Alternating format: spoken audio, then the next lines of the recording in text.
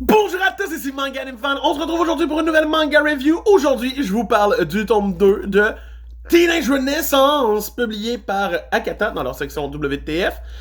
C'est avec plaisir que j'ai repris les aventures de David, donc dans son école du Louvre, avec ses meilleurs amis, la Vénus et Mona Lisa et Mannequin P. Et, étrangement, ce tome 2-là, c'est beaucoup de petites aventures, c'est pas grand-chose d'intéressant tant qu'à moi, mais ça développe les personnages. Donc, on démarre avec la sœur de David qui devient amie avec Vénus et qui tombe un peu en amour avec, d'une certaine façon. Donc, c'est cute, mais sans plus.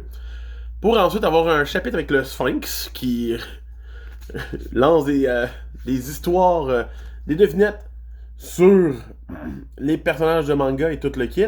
Et donc, on a des beaux hommages à Hunter x Hunter, puis à One Piece. C'est juste une belle petite touche. J'ai vraiment trouvé ça sympathique.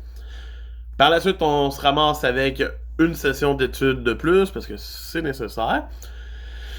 Mais bien sûr, on continue d'avoir des images totalement stylées, basées sur des œuvres d'art qui existent. C'est toujours agréable à voir, les expressions de l'auteur aussi. Les chapitres aussi que même Mona Lisa va écrire et tout. C'est tout bien amené d'une certaine façon. J'ai adoré le chapitre avec leur prof, Madame Liberté, qui est la statue de la liberté, et qui est clairement juste trop libre. Elle fait ce qu'elle veut. Elle part à la piscine avec ses élèves parce qu'il fait trop chaud. Elle fait construire une glissade. C'est une maniaque. Elle est vraiment le fun. Par la suite, on a la rencontre de Mannequin Peace et de David, dans le fond, qu'on voit comment ça s'est passé. C'est vraiment une bonne idée, parce que ça intègre bien à l'univers, ça nous rajoute de quoi de plus.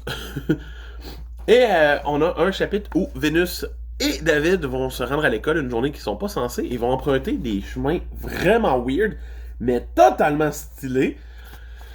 Donc, l'œuvre a beau être très simple, pour l'instant, ça reste sympathique. J'ai pas eu tant de problèmes, c'est juste le fun à lire. Et j'ai hâte de voir où la suite s'en va dans les 2 derniers tomes. Mais bien entendu, l'auteur nous met un one-shot qu'il a fait à la fin du tome, qui s'appelle Le Peloteur. Sur un exorciste qui pelote les seins des filles, des fantômes pour les exorciser.